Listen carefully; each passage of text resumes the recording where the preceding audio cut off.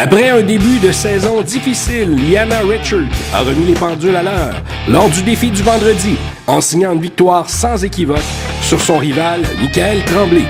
Est-ce que le leader au championnat saura rebondir après sa contre-performance? Quant à Marc Lecomte en Hydro 350, il a vu sa supériorité menacée par Norm Hansberry. Une bagarre excitante s'annonce entre les deux pilotes. C'est ce qui vous attend aujourd'hui. Hydroplane Québec présente la série de l'Association canadienne d'Hydroplane.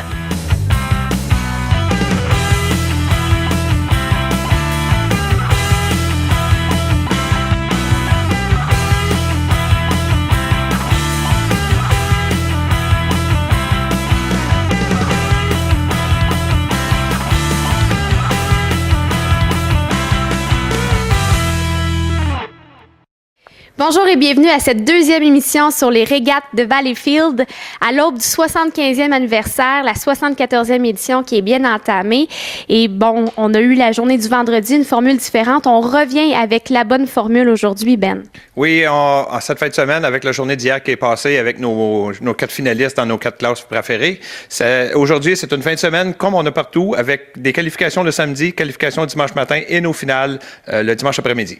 74 ans cette année déjà, on travaille sur le 75e. Ben, toi qui es un fidèle amateur de tous les temps des régates de Valleyfield, comment on se sent dans une année aussi importante là, parce que tout va se préparer? C'est fébrile pour tout le monde, autant les amateurs que les conducteurs. On sent que les gens, c'est la dernière chance qu'ils ont à préparer leur embarcation pour le 75e. On sent que les gens se boostent, excuse l'expression, pour le 75e. Je pense qu'on va avoir un bon spectacle cette année, puis ça va être incroyable pour le 75e. Donc, comme on le disait hier, un parcours spécial quand même, assez étroit ici à Salaberry-Valleyfield. On ajoute à ça toute l'excitation des pilotes et des équipes d'être ici parce que c'est quand même le plus gros événement présenté dans le circuit achat. Alors, une certaine fébrilité. Et qu'est-ce qu'on doit surveiller aujourd'hui et dimanche? Aujourd'hui, on va avoir une compétition très féroce. Comme tu viens de dire, à Valleyfield, c'est très serré. Pour prendre une expression que les Américains disent, gagner Valleyfield, ça s'explique pas. Les gens préfèrent gagner Valleyfield que de gagner un championnat parce que c'est un one-shot deal. La compétition est féroce, le parcours est petit, le challenge est gros. Ça va être incroyable comme à toutes les années. Au niveau des pilotes, au niveau de ce qui s'est passé hier et dans les précédentes courses, qu'est-ce qu'on doit surveiller? Dans le 1.5 et dans le 3.50, nos champions d'hier devront travailler très fort pour répéter l'exploit parce que la compétition est très élevée. Alors, on a eu Liana Richards qui a gagné vendredi et Norm Hansberry. On va voir ce qu'ils vont être capables de remporter la finale en fin de semaine à Valleyfield. Merci beaucoup, Ben. Ça fait plaisir.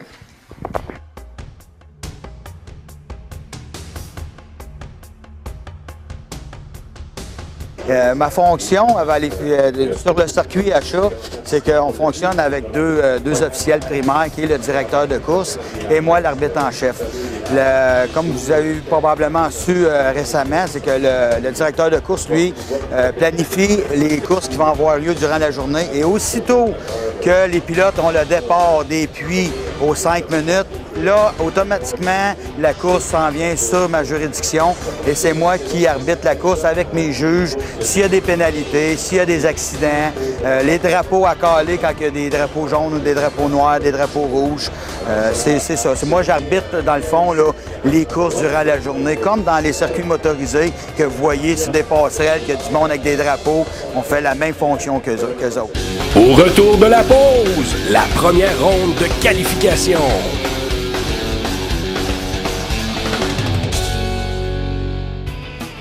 Cette web-série est rendue possible grâce à Wolf Engines. Les régates de Saint-Félicien en collaboration avec ProNet Régent Côté, membre Gus et le restaurant Midas. Anderson Hydroplane, Shane Custom Metal Fabricator.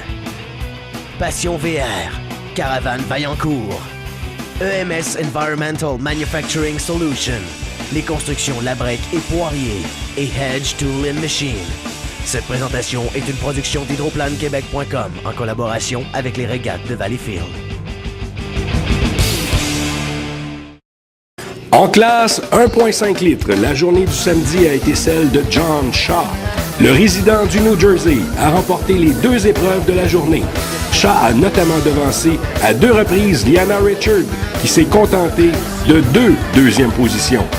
Toujours très rapide, la performance de Shaw n'a certainement pas égalé la surprise de voir David Métivier en deuxième place au cumulatif des points avec un total de 46, soit une première et une deuxième position. Il semble que l'équipe de Michael Tremblay n'a pas été en mesure de trouver ce qui cloche sur l'embarcation. Tremblay a dû se contenter d'une troisième et d'une cinquième position, ce qui le place dans une position précaire en vue des grandes finales. Auteur d'une belle victoire samedi matin, Liam Hosick a vécu la déception de ne pas participer à la deuxième ronde, ce qui la laisse en 8e position, dernière position donnant le droit de passer à la finale. Il sera donc très intéressant de voir comment ces derniers réagiront lors de la dernière épreuve de qualification 1.5 litres. En Hydro 350, la journée du samedi était celle de Norm Hansberry qui a poursuivi sur sa lancée victorieuse. La surprise a toutefois été de voir Mathieu Daou et Brandon Kennedy amasser chacun 46 points sur une possibilité de 50. Allons maintenant rejoindre Michel Fervac-Larose et Éric Tremblay pour la description de la qualification 2C. Nous en sommes à 10 secondes avant le départ. Et même s'il avait l'intérieur, on a pris quand même large là, du côté de Léger. Sylvain Doré avant la pause. Sylvain Doré, l'embarcation bleue et blanche. Léger à l'intérieur, très serré. Et le compte de son corridor extérieur qui est au plus fort de la lutte semble avoir pris la deuxième position là, de notre point de vue. Attention, oui, bien, effectivement, c'est difficile de voir à travers la queue d'eau. Oui, il est devant Sylvain Doré. Et voilà. Les Légers vont premier. Mais ça sera la bagarre au virage à l'ouest très serré. Oh! Mais là, si on y arrive à voir quelque chose dans cette multitude d'eau-là. Doré qui en a pris plus large, mais Lecomte qui résiste et qui part à la chasse de Yannick Léger. Alors, ça sera une lutte sans merci entre Lecomte et Léger. Léger, Lecomte qui remonte sur Léger. Attention au virage. Léger qui sera très serré à l'intérieur des bouées. On garde le cap. On maintient le rythme. On fonce dans le droit. Toujours bon premier avec Lecomte à ses trousses. Et Doré qui ne lâche pas en troisième position. Quelle vitesse déployée, là, si tu arrives à voir la vitesse. Oui, 123 km/h pour le Supernova, 121 pour le Napa Racing. Et ça va jouer, bien sûr, dans ces virages-là. Léger qui fonctionne très bien. Beau virage, beau pilotage, belle stabilité. Démontré par Léger. Attention, on remonte la vitesse folle. Le 104 qui menace. On lui réduit l'écart considérablement au cours de ce deuxième tour. Et la bagarre qui fait toujours rage entre Léger et Lecomte. Léger qui garde sa position de tête. Et les vitesses ont augmenté à 127 km/h. Et là, Léger qui n'a pas le choix d'ouvrir la machine, le contenu de la puissance de la mécanique de Lecomte. Lecomte qui résiste, qui nous voit quelque peu sur les pontons. On est à l'approche du virage, c'est serré. Léger qui, à l'approche du virage, semble tapoter un peu, mais une fois qu'il enclenche la courbe ouest, c'est très stable dans le Supernova. Léger qui résiste de belle façon.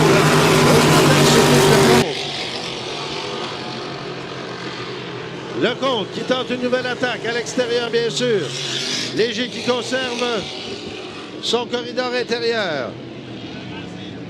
On résiste bien. Et on maintient toujours la cadence à 127 km/h pour les deux meneurs. Léger et Lecomte. Et Léger qui est toujours en plein contrôle. Et là, on augmente la vitesse.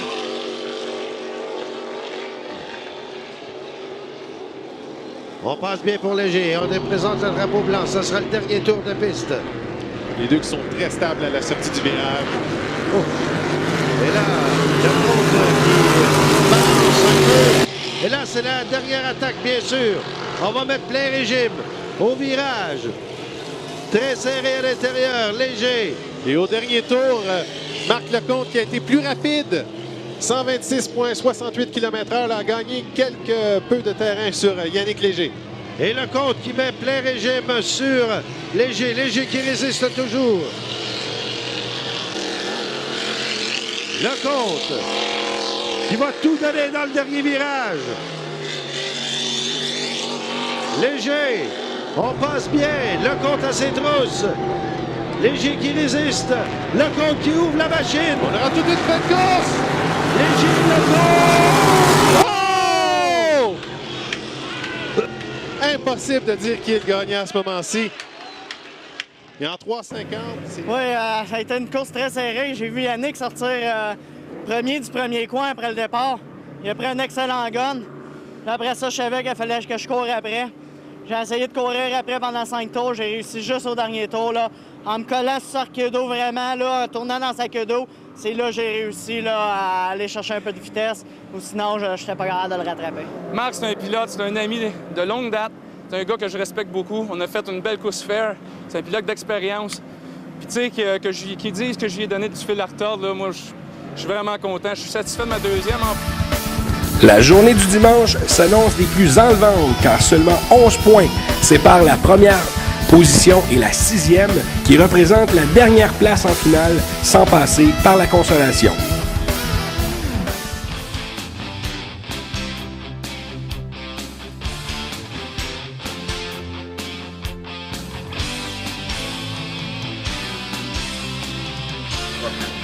Le sport que j'affectionne particulièrement, à part l'hydroplane, puis qui a été une passion pendant des années, c'est le golf. Je suis pas un mauvais golfeur, donc c'est une passion qui me manque.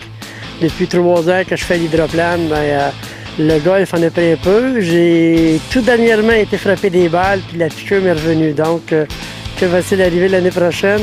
On verra. Ben moi, le style musical, écoute, je suis un gars excessivement polyvalent. Je peux aussi bien écouter du Beethoven comme je peux écouter du AC/DC. Je peux écouter du Deep Purple. J'aime pas mal tous les styles. J'ai été un gars de disco. Je suis un maniaque de danse disco. Donc, le style disco aussi me va à ravir. Mais je te dirais que mon groupe fétiche, c'est même pas un groupe. Ben oui, ça peut être un groupe fétiche, c'est Black Sabbath, en fait. J'ai tout le temps aimé écouter du Black Sabbath, surtout quand je roule en moto. Il faut pas rester tout près de moi quand je roule avec du Black Sabbath dans les oreilles. Ça peut aller un peu vite. J'aime beaucoup la danse. Il y en a qui vont peut-être rire quand je vais vous dire ça, là, mais j'ai fait longtemps du ballet jazz, j'ai fait des spectacles de ballet jazz. Donc, je suis quelqu'un qui aime la danse aussi. J'aime le théâtre, j'aime à peu près tous les arts. J'avais une copine, même mon ex-femme peignait admirablement bien, puis j'aimais beaucoup. Toutes les formes d'art m'intéressent en fait. Ben, aussi invraisemblable que cela puisse paraître, un petit secret qui est assez bien gardé, puis qu'il n'y a pas grand monde qui savent, c'est j'écris des poèmes. Ça fait des années que j'écris des poèmes. J'ai un recueil d'une centaine de poèmes d'écrits. Présentement, il y a peut-être juste 2 ou 3 personnes qui ont lu quelques poèmes que j'ai bien voulu laisser filtrer parce que c'est comme un bébé, un poème. Quand tu écris ça, là, c'est tellement intense ou ben non, c'est tellement personnel que tu veux pas le laisser aller pour tout de suite. Fait que je les retiens jusqu'à temps qu'un jour, ben probablement, vous allez voir Daniel Aymon dit mon oncle en poème, on ne sait-on jamais. Qui seront les finalistes? C'est ce que nous saurons après la pause.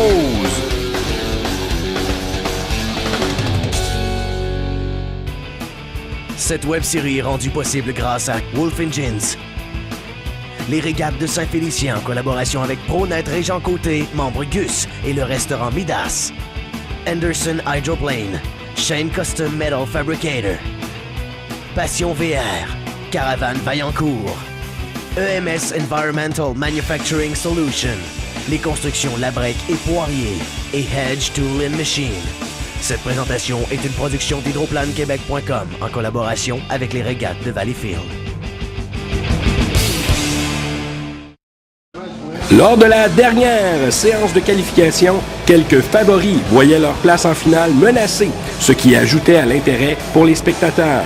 Dans le groupe A de la classe 1,5 litres, Tremblay et Osick avaient besoin d'une bonne performance pour ainsi s'assurer une place en finale. Catastrophe pour Léa Osick alors que son embarcation prend feu, ce qui met un terme à son week-end. À la reprise, Tremblay s'est emparé de la première position dès le départ. Liana Richard a engagé la bagarre au deuxième tour pour finalement remporter par environ une longueur de bateau. Cette deuxième position assure donc pratiquement la place de Tremblay en finale. Le groupe B a été l'affaire de John Shaw, qui a continué sur sa lancée victorieuse, signant une troisième victoire en 3 épreuves devant David Métivier, qui confirme qu'il sera un facteur en finale. Les finalistes en ordre de corridor sont donc les suivants: Shaw, Richards, Métivier, Morneau, Tremblay, Aymon, Bellefleur et finalement Weber dans le 8e corridor.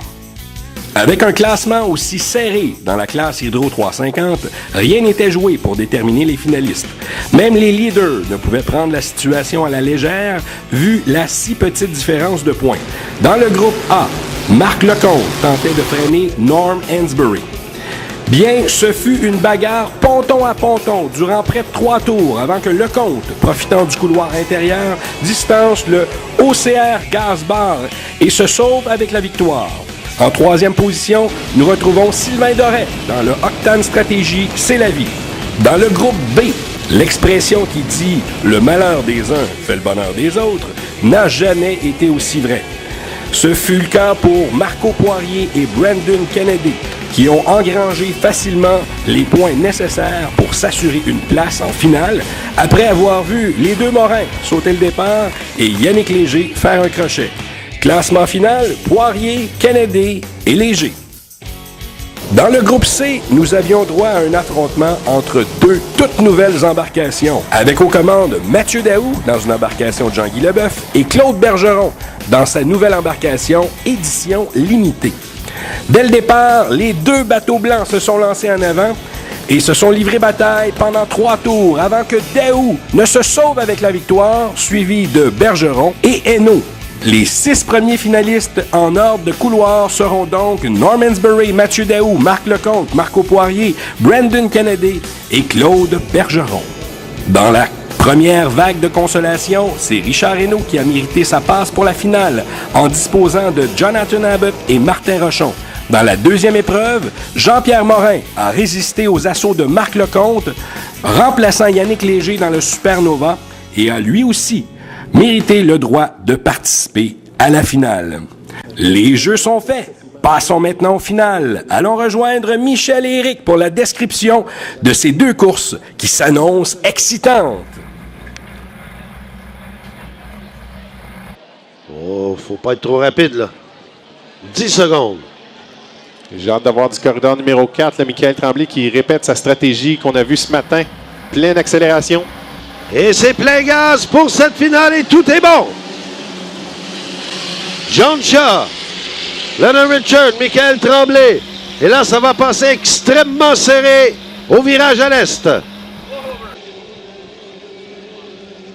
John Shaw qui semble toujours être premier dans ce virage. Oui, on a eu des difficultés à la sortie du virage pour Métivier, mais regardez la poussée de Liana Richards.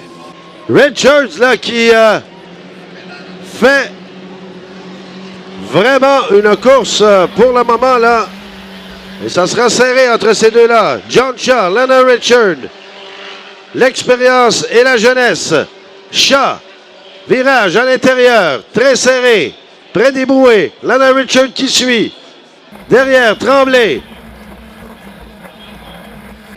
Et on fonce plein gaz. Et encore une fois, John Shaw qui a une mince avance, mais c'est Leonard Richard qui, elle, pousse la machine plein gaz. Et il va. Qu'elle va se présenter au virage à l'est.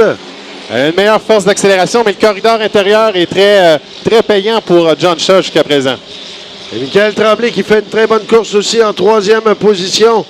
Voyons voir s'il aura la capacité. Et là, ça a bien passé. Toujours Leonard Richard qui est première devant Shaw. Et quelle sortie de virage. Ça a été impeccable parce qu'elle est de la position extérieure. Elle en a pris large à l'entrée. Bonne vitesse, 93,8 km/h à son premier tour. Et John Shaw là, qui ne baisse pas les bras pour autant. Passe en mode attaque. Encore une fois, en virage très, très serré. Et ce qui est formidable, le vent est pratiquement inexistant là et ça permet à tout le monde de bien se positionner et de filer à vive allure. Lana Richard, toujours bonne première. Pousse la machine encore une fois. Shaw qui n'est pas capable de suivre le rythme de Richard. Ouais, c'est le duel qu'on attendait à la première occasion. C'est Richard qui est à l'intérieur. Et Shaw lui avait provoqué l'erreur alors qu'elle avait fait un crochet dans le virage ouest. Et son deuxième tour est à 98 km/h pour le Steeler.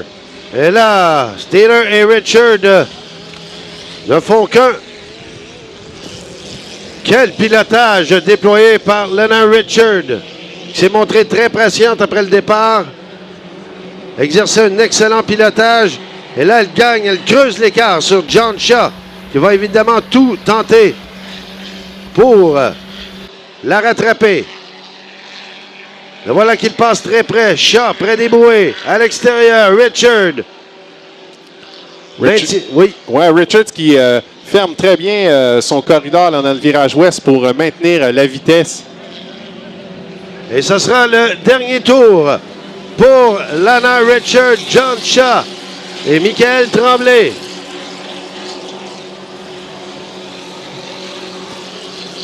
Virage à l'est, Lana Richard. Encore une fois, très stable dans le pilotage. On l'a vu très à l'aise dans ce virage-là. C'est là qu'elle est allée chercher sa vitesse pour prendre les commandes de l'épreuve. Richard et John Shaw qui va des derniers soubresauts afin de la rattraper. Ça sera extrêmement difficile. Elle qui s'amène au virage à l'ouest. Dernier virage de ce week-end à Valleyfield pour Lana Richard. Toujours à l'extérieur. Shaw qui va emprunter l'intérieur du virage, près des bouées. Shaw qui est plein gaz là, dans le virage. On devrait se méfier du côté de Richard. Oh, attention! Et ça sera serré. Richard qui passe devant Shaw. Richard qui résiste aux assauts. Et Lana Richard qui l'emporte dans les 1,5 litres. Deuxième, John Shaw. Et Michael Tremblay qui complète le podium. Ouais, wow! Des excellentes vitesses. Là. On a complété l'épreuve en moins de 4 minutes. 3,59 pour être précis. Et la dernière vitesse enregistrée, 96,36 km/h pour le Steeler. Et pour Lana Richards, une première victoire ici à Valleyfield. Son père qui a déjà remporté des courses ici. Alors, j'imagine que son père qui est sous nous, qui lui donne les indications, devait être excessivement fier. On va laisser les embarcations gagner les puits. Et déjà, Richards, elle n'attend pas. Là. Il n'y avait pas d'infraction. Alors, très heureuse de venir faire son tour d'honneur. On salue la gagnante dans le T777, le Steeler, Lana Richards.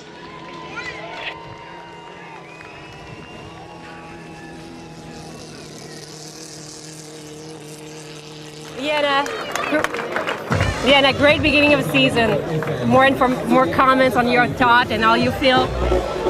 I don't know. It's just great. I couldn't feel better. I don't know. Is your father helping you on the circuit with the radio? Or? He's helping me a lot. I mean, I wouldn't be able to do it without him. And Jeff, what do you say about this win here in Valleyfield? She has a great piece of equipment. We worked really hard on it. Like, you know, we crashed at the beginning of the year. A person got run over. So we came back from the race, won that race, and we worked really hard. I had a few problems at Syracuse, but we're coming around. We just keep going from here, and hopefully it stays as good as it has been. Thank you, guys, and good luck for the rest of the season. Thank you. 20 secondes avant le départ. Et ça va y aller en puissance, croyez-moi. 10. Il faudra surveiller au départ. Plein gaz pour cette finale.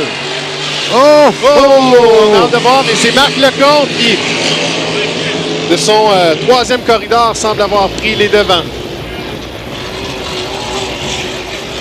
Alors attention au virage. On a un crochet dans le virage est. Je crois que c'est Mathieu Daou. Oh là là, et ça c'est bien dommage. Il faudra vérifier, là, c'est une embarcation blanche qui... Alors c'est Norm Ensbury. Non, en fait, je crois que c'est... À moins que ce soit Claude Bergeron. Est-ce que c'est Claude Bergeron? Je crois Claude que Mathieu Daou... Oh! Et là, Norm Ensbury. balance sur ses pontons, mais avec une belle vitesse. Et Lecomte qui est là derrière. Avec Poirier. Et on vient de voir Claude Bergeron, donc c'est Mathieu Daou. Là. Ah là là, c'est dommage. Hansberry qui est allé chercher à son premier tour 131 km/h. Il doit surveiller de Marc Lecomte. Et là, moi, j'ai l'impression qu'il y a une embarcation qui a dû voler le départ. Là, on est en train de regarder chez les officiels. Je ne suis pas certain. Mais... on attend toujours. Et là, Jean-Pierre Morin abandonné par sa mécanique. Et le 104 qui a volé le départ. Oh là là! Oh, Marc Lecomte, dommage. Qui a volé le départ. Et donc, Hansberry qui est loin devant. Et Claude Bergeron qui est deuxième. Ah ben là, ça change la donne, là, totalement. Alors, Hansberry qui, jusqu'à maintenant, là, nous offre des vitesses de pointe assez hallucinantes. Et on a une lutte pour la troisième position là, entre Poirier, Kennedy et c'est Daou.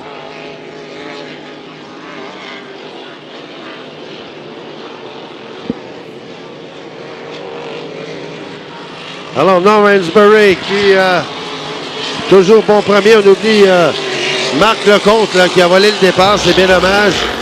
Ce qui fait qu'on retrouve en deuxième place Bergeron, que voici devant la tour.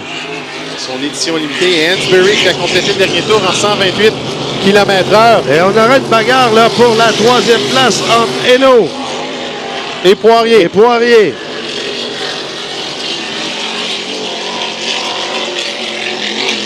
Alors, on sort le drapeau blanc indiquant le dernier tour de cette finale Hydro 350.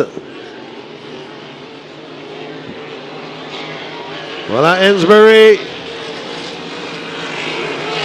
qui passe devant la tour pour sa dernière prestation. Et là, il y a une forte bagarre là, pour la troisième place derrière. Bergeron est toujours bon premier. Hansberry qui est allé chercher 128 km/h à son dernier tour.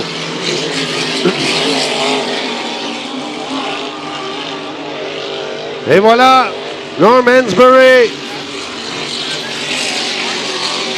au virage. Très bien fait, bonne stabilité. Et le gagnant de l'Hydro 350, Norm Hansberry. Oui, j'attire ton attention dans le virage ouest, le Poirier qui vient de souffler la deuxième place à Bergeron. Ah ben là, ça c'est vraiment un revirement. Marco Poirier qui se lance pour obtenir la deuxième place du podium, suivi de Claude Bergeron. Et quelle remontée de Marco Poirier. Oui, c'est ça. Donnera un petit bombe là, à son week-end, un podium pour lui en Hydro 350, sa première présence ici. Norm Hansberry, 123 km/h, son dernier tour, légèrement plus lent que ce qu'on a connu au cours du week-end. Et pour lui, il s'agit d'une deuxième victoire consécutive à Valleyfield. Et il fait son tour d'honneur là, à la cockpit soulevée. Et il salue les gens du côté de Bellerive. Un pilote expérimenté. Ah, ça, j'ai pas de mots. Je peux vous dire une chose, comme je me répète, je viens de loin. Et celle-là, c'était important pour moi de gagner Valleyfield, surtout pour mes commanditaires. Je le remercier aussi CR Gas Bar, Métal FLG. Ah, j'ai d'autres commanditaires, mais regarde, je sais plus quoi dire, là. Excusez. Ben, félicitations, puis bonne chance pour le reste de la saison. Merci beaucoup. Voilà.